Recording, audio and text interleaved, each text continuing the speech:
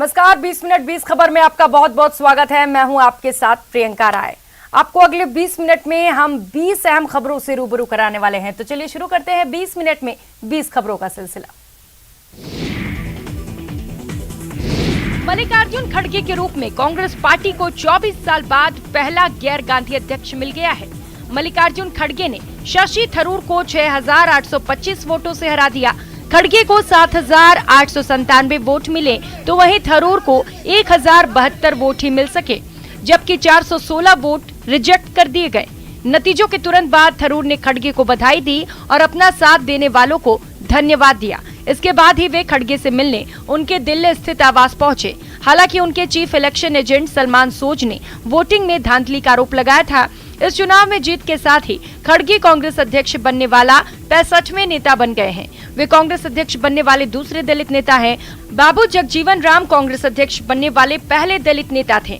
आजादी के बाद 75 साल में 42 साल तक पार्टी की कमान गांधी परिवार के पास ही रही। वहीं 33 साल पार्टी अध्यक्ष की बागडोर गांधी परिवार से अलग नेताओं के पास रही। कांग्रेस अध्यक्ष पद के लिए आखिरी बार साल 1998 में वोटिंग हुई थी। तब सोनिया गांधी के सामने जितेंद्र प्रसाद थे। पीएम नरेंद्र मोदी ने गांधीनगर के अडालज में मिशन स्कूल ऑफ एक्सीलेंस के शुभारंभ कार्यक्रम में हिस्सा लिया। पीएम के पहुंचने पर लोगों ने फूलों से उनका जोरदार स्वागत किया। वहां पीएम मोदी की पाठशाला भी नजर आई। पीएम मोदी यहां कुछ स्कूली बच्चों के साथ क्लासरूम में बैठे नजर आए। जो तस्वीरें सामने आई हैं, उनमें नजर आ रहा है कि पीएम मोदी कुछ छात्र छात्राओं के बीच बैठे हैं। ये छात्र स्कूल क्लासरूम में लैपटॉप पर पढ़ते नजर आ रहे हैं। इस दौरान पीएम मोदी ने कहा कि अब शिक्षा व्यवस्था स्मार्ट हुई है और गुजरात की शिक्षा व्यवस्था सुधरी है। मिशन स्कूल ऑफ एक्सीलेंस का शुभारंभ करने के बाद पीएम मोदी ने अपने संबोधन में कहा कि बीते 2 दशक में गुजरात में शिक्षा के क्षेत्र में अभूतपूर्व परिवर्तन आया है। 20 साल पहले 100 में से 20 बच्चे स्कूल ही नहीं जाते थे, लेकिन अब यह स्थिति सुधर गई है। दरअसल प्रधानमंत्री नरेंद्र मोदी 19 से 20 अक्टूबर तक गुजरात के दौरे पर हैं। दौरे की शुरुआत में पीएम मोदी ने महात्मा मंदिर गांधीनगर में डिफेंस एक्सपो का उद्घाटन किया। इसके बाद अडालज में मिशन स्कूल ऑफ एक्सीलेंस का शुभारंभ किया। संयुक्त राष्ट्र महासचिव एंटोनियो गुटेरेस ने कोविड के दौरान भारत सरकार के किए गए प्रयासों की सराहना करते हुए अद्भुत बताया। मुंबई के आईआईटी में आयोजित एक कार्यक्रम में गुटेरेस ने कहा कि कोविड महामारी के दौरान दुनिया को दवाओं, उपकरणों और टीकों के दान से लेकर अफगानिस्तान, श्रीलंका को आपकी मानवीय सहायता और वित्तीय विकास से अंतर्राष्ट्रीय मंच पर भारत का प्रभाव बढ़ा है। संयुक्त राष्ट्र महासचिव ने इस दौरान भारत की स्वतंत्रता के 75 वर्ष पूरे होने पर बधाई भी दी और कहा कि मुझे आपके साथ भारत की स्वतंत्रता की 75वीं वर्षगांठ मनाते हुए खुशी हो रही है। मैं पिछले 75 वर्षों में दुनिया के सबसे बड़े लोकतंत्र और अब सबसे तेजी से बढ़ती प्रमुख अर्थव्यवस्था के रूप में भारत की उपलब्धि पर बधाई देता हूं। उन्होंने कहा कि भारत दुनिया का अकेला ऐसा देश है जहां सबसे ज्यादा युवाओं की आबादी है। ऐसे में ये देश अकेले ही संयुक्त राष्ट्र के सतत विकास लक्ष्य को या तो हासिल कर सकता है या फिर उस तय रिकॉर्ड को भी छोड़ सकता है। इससे पहले उन्होंने 26/11 हमले के मृतकों को श्रद्धांजलि दी। उन्होंने पीड़ितों और उनके परिवारों से भी मुलाकात की। बता दें कि संयुक्त राष्ट्र महासचिव 3 दिनों के भारत दौरे पर हैं। केंद्रीय मंत्री अनुराग ठाकुर ने दिल्ली के चांदनी चौक में स्वच्छता अभियान स्वच्छ भारत 2022 का शुभारंभ किया। इस मौके पर उन्होंने देशवासियों को दीपावली की अग्रिम बधाई देते हुए कहा कि दीपावली से पहले ऐसे भी हम बहुत सारी सफाई अपने अपने इलाकों में करते हैं, तो इस बार अपने क्षेत्रों में भी करें और 2 दिन दीपावली के बाद ऐसी जगह चुनें जहां हमेशा कूड़ा पड़ता है। इस मेगा क्लीननेस ड्राइव में बड़ी संख्या में छात्रों ने भी हिस्सा लिया। इस अभियान का उद्देश्य युवा कार्य और इससे संबंधित संगठनों द्वारा स्वच्छ भारत 2022 के प्रयासों को एकीकृत करना है। साथ ही स्वच्छ भारत अभियान में बड़े पैमाने पर जनता की भागीदारी सुनिश्चित करने के लिए गतिविधियों में तेजी लाना भी है। 1 महीने का राष्ट्रव्यापी स्वच्छ भारत 2022 अभियान यूपी के प्रयागराज से 1 अक्टूबर को शुरू किया गया था। इस अभियान की शुरुआत 1 महीने की अवधि में 1 करोड़ किलोग्राम कचरा एकत्रित करने के उद्देश्य से किया गया। इस अवसर पर ठाकुर ने कहा कि पिछले 18 दिनों में 84 लाख किलोग्राम कचरा एकत्रित कर लिया गया है। प्रधानमंत्री नरेंद्र मोदी के व्यक्तित्व और उनकी कार्यशैली को दर्शाने वाली तस्वीरों की एक प्रदर्शनी गुजरात के राजकोट में लगाई गई है। इसमें पीएम मोदी के विजन को दिखाया गया है। इन चित्रों को दुबई के नामचीन पेंटर और आर्टिस्ट अकबर साहब ने तैयार किया है। गुजरात के पूर्व सीएम विजय रूपाणी ने इस प्रदर्शनी का शुभारंभ किया। मशहूर आर्टिस्ट अकबर साहब ने एक तस्वीर के जरिए दिखाया कि वडनगर में पैदा हुए मोदी ने कैसे बड़े सपने देखे, इन बड़े सपनों को पूरा करने के लिए मेहनत की और प्रधानमंत्री बने। इन तस्वीरों में पीएम मोदी के दूरदर्शी विजन से लेकर वर्ल्ड लीडर बनने तक के सफर को दिखाया गया है।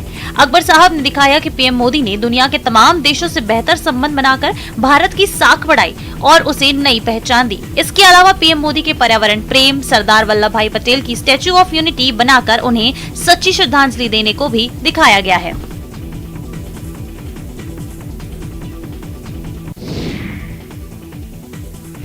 त्योहारी सीजन को देखते हुए राजस्थान में मिलावटखोर पूरी तरह सक्रिय हो गए हैं, तो मिलावटखोरों पर नकेल कसने की दिशा में शुद्ध के लिए युद्ध अभियान भी जोरों पर है। इसी क्रम में राजधानी जयपुर की सीआईडी ब्रांच ने मिलावटखोरों के खिलाफ बड़ी कार्रवाई की। क्राइम ब्रांच की टीम ने दौसा जिले के महवा में मंगलवार की शाम Dauji milk food private limited की फैक्ट्री में छापा मारा।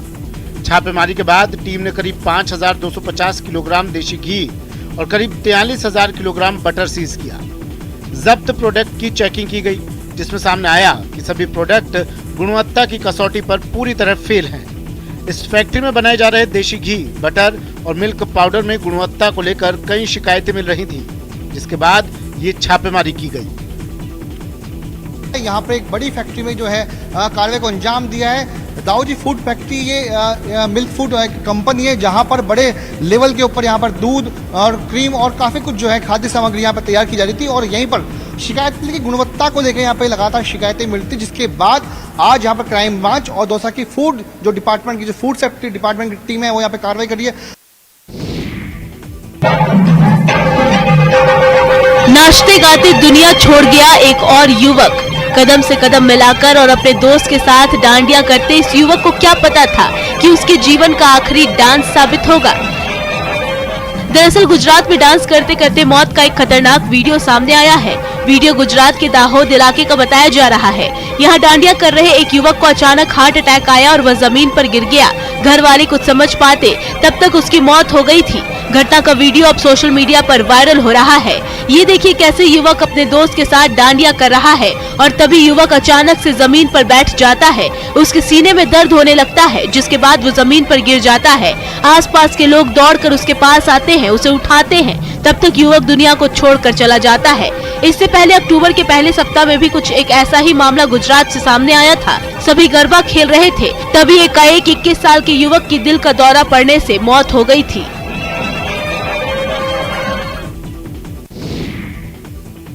छोटे पत्थर, बड़े बड़े पत्थर, मकान में हुआ सुराख।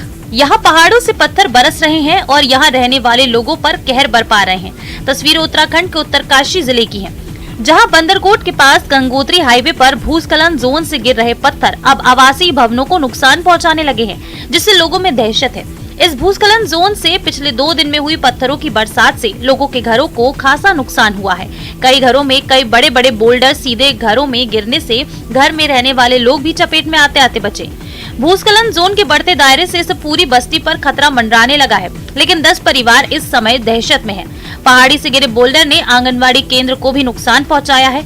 आशियाने पर मंडराते खतरे के बाद लोग विस्थापन की मांग कर रहे हैं। वहीं प्रशासन ने बीआरओ को इस मामले में जरूरी कदम उठाने के सख्त निर्देश दिए हैं। एक लोग पर सबको दिख रहा है, यहाँ से पत्थर आ रहे हैं, कहाँ जाएंगे हम लोग अब ऐसी स्थिति में? कोई कुछ नहीं कर रहा, कोई भी प्रशासन, गाँव का प्रधान ही नहीं कर रहा है पहले कुछ। सारा वहाँ सामान सुमून सब बर्बाद हो गए। बच्चे हमारे छोटे छोटे ना स्कूल जा पा रहे, पेपर हो रहे हैं, सब बर्बाद हो गए। हम क्या कर सकते हैं? हम कुछ हमारे लिए सुविधा करो, हम इतने परेशान हो रहे थे।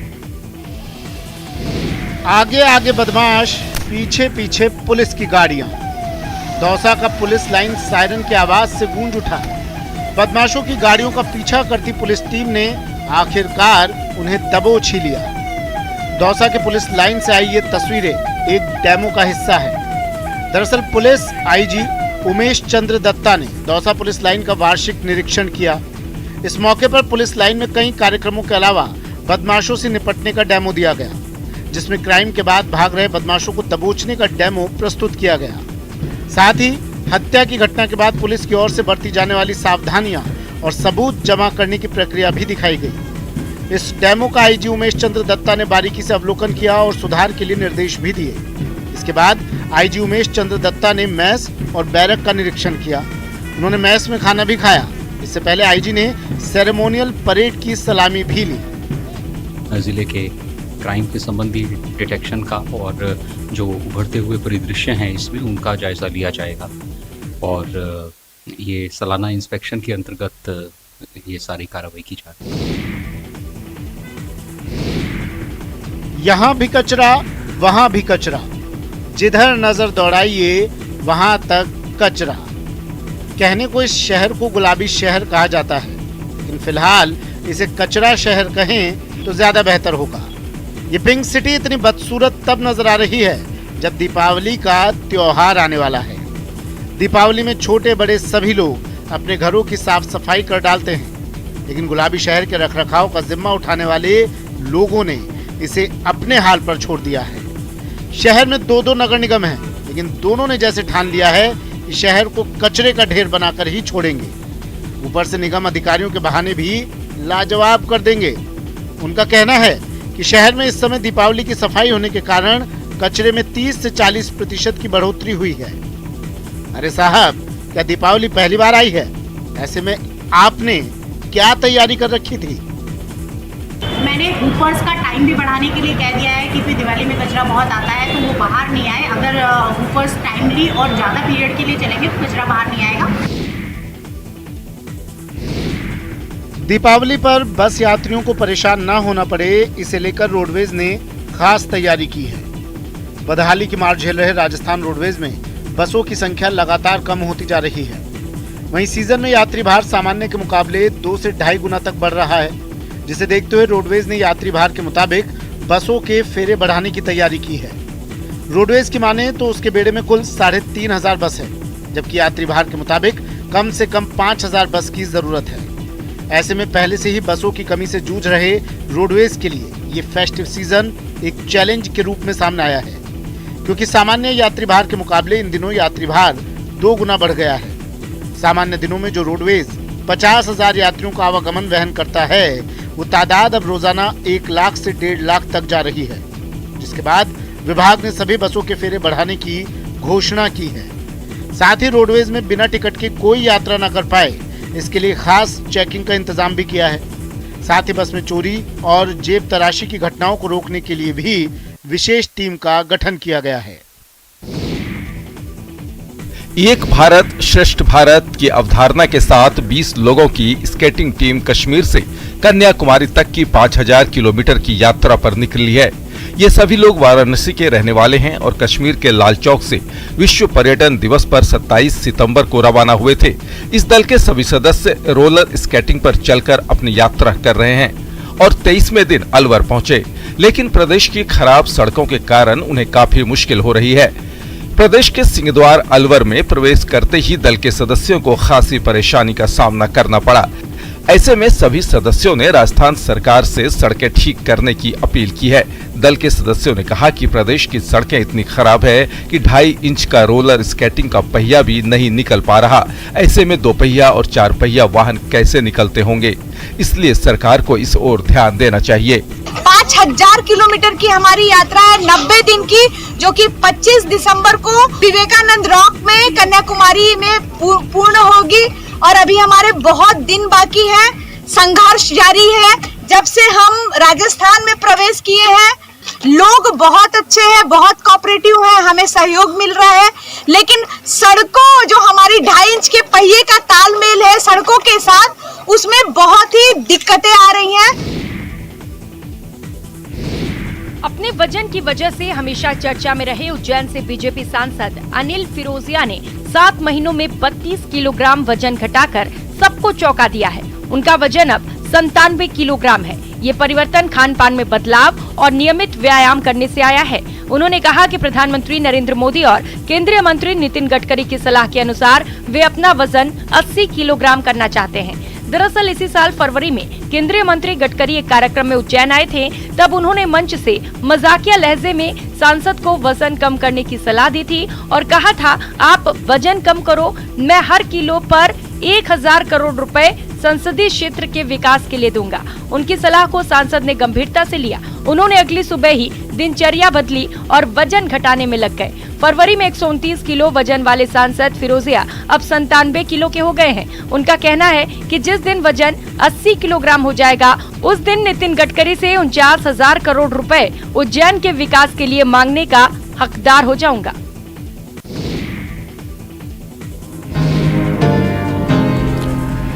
दिवाली दियों का त्योहार है और ये दिए बनाते हैं कुम्हार। कुम्हार के साथ चाक चलाते हुए ये राज्यसभा सांसद डॉक्टर सुमेर सिंह सोलंकी हैं। सांसद चाक चला रहे हैं और दिए बना रहे हैं। तस्वीरें बड़वानी नगर के कुम्हार बस्ती की हैं। यहाँ पहले तो लोगों ने सांसद का स्वागत किया, लेकिन इसके बाद दिए बनाते देखकर सांसद खुद को रोक नहीं पाए। कुम्हार के साथ साथ दिए बनाने में जुट गए। सांसद का ये अंदाज लोगों को काफी पसंद आया, जिसके बाद ये वीडियो खूब पसंद किया गया। इतना ही नहीं, सोलंकी ने कुम्हारों को सांसद निधि से दिवाली पर इलेक्ट्रॉनिक मशीन देने का वादा किया, जिससे कम समय में अधिक मात्रा में मिट्टी के बर्तन बनाए जा सके। सांसद ने लोगों से मिट्टी के दिए खरीदकर घरों को रोशन करने की अपील की है।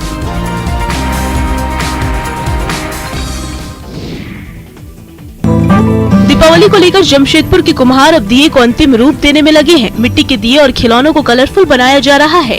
विभिन्न रंगों से दिए को आकर्षक बनाने की तैयारी अंतिम चरण में है। हालांकि बारिश ने कुम्हारों को काफी परेशान कर रखा है। धूप नहीं निकलने से मिट्टी के सामानों को सूखने में परेशानी हो रही है। दरअसल भारतीय परंपरा के तहत मिट्टी के दिए जलाकर अमावस्या की रात को उजाला किया जाता है। इसलिए ही कुम्हार मिट्टी के दिए और खिलौने को अंतिम रूप देने में लगे हैं। कुम्हार मिट्टी के दिए, खिलौने समेत दीपावली के लिए कई मिट्टी का सामान बना रहे हैं। सुंदर घरौंदों को देखकर आप भी मंत्रमुग्ध हो जाएंगे। इन्हीं मिट्टी के सामानों को देखकर लोग बाजार में खींचे चले आते थे, पर आज आधुनिक लाइटों ने दियों की रोशनी को फीका कर दिया है। दरअसल कई मुसीबतों को झेलने के बाद ये दिए आप तक पहुंचते हैं। बाजारों में भी इसे लगाने के लिए कई परेशानियों का सामना करना पड़ता है, लेकिन बाजारों में चाइनीज लाइट और आर्टिफिशियल दिए आने से इनके रोजगार पर काफी बुरा असर पड़ा है। मिट्टी के दिए का उपयोग काफी कम हो गया है। मेहनत करने के बाद भी इन्हें इतनी मजदूरी नहीं मिल पाती जितने के ये लोग हकदार हैं।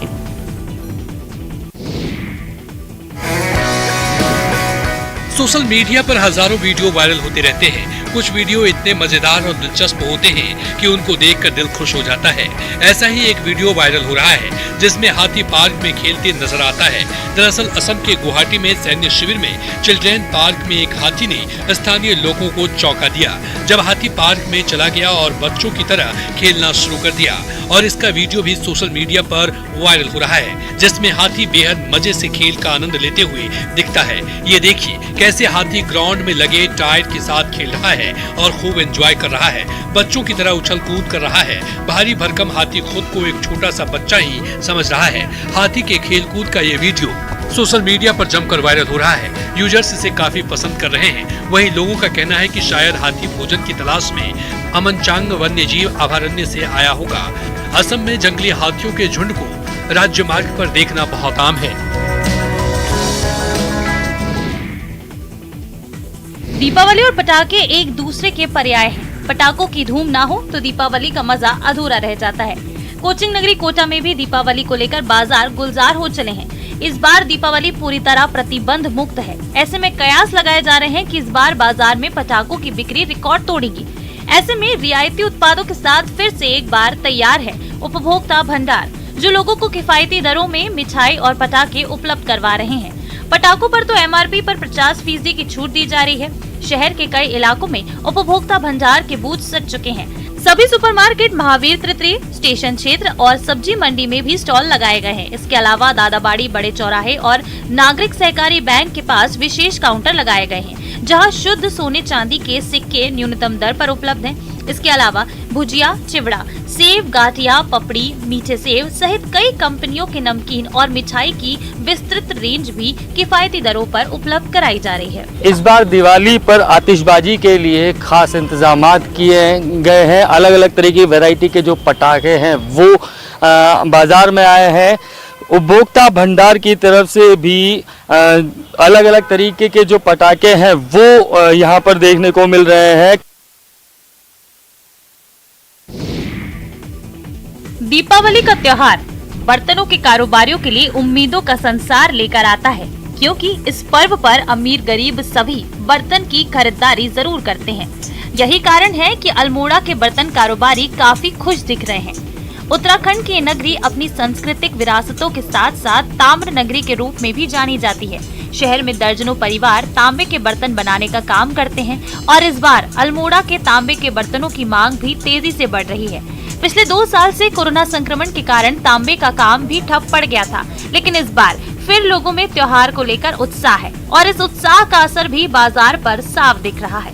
हालांकि रोजमर्रा के इस्तेमाल के लिए स्टील के बर्तन पहली पसंद बने हुए हैं, लेकिन त्योहारों में या विवाह में लोग तांबे के बर्तन जरूर खरीदते हैं। ऐसे में लोगों को उम्मीद है कि इस बार धनतेरस और दीपावली में तांबे की मांग बढ़ेगी और बर्तन कारीगरों की आजीविका चलेगी। जो यहाँ पौराणिक तांबे के बर्तन बनते हैं और जो आधुनिकीकरण के बर्तन आजकल बन रहे हैं, लोगों का उस तरफ क्रेज बहुत है। लोग स्टील के बर्तनों को हटा करके अब तांबे और पीतल के बर्तन, तांबे की बोतल, जग, खाने के लिए पीतल के बड्डू, पीतल के डेग, पीतल के पन्नी, इन चीज़ों का इस्तेमाल बहुत कर रहे हैं अब आजकल।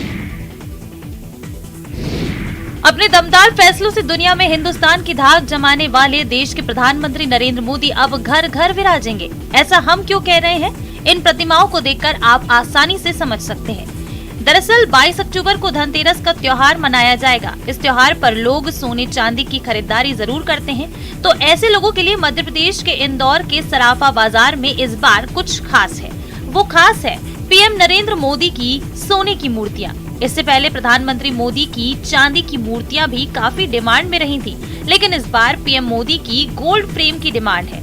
सराफा कारोबारी निर्मल वर्मा मुंबई से प्रतिमाएं तैयार कराकर लेकर आए हैं। इन गोल्ड फ्रेम प्रतिमाओं को देखने और खरीदने बड़ी संख्या में लोग सराफा बाजार पहुंच रहे हैं। मोदी जी हमारे देश के प्रधानमंत्री और हमारा आइकॉन भी है, तो मोदी जी की जो प्रतिमा है ये अभी हम 5 लेके आए थे। इसमें से हमारी 3 तो सेल हो चुकी है, बाकी अभी हमारे कुछ युवा साथियों ने भी जो है इसकी डिमांड की है गिफ्ट बांटने के लिए, तो इस प्रकार से अभी इसकी डिमांड तो है हमारे पास मार्केट में।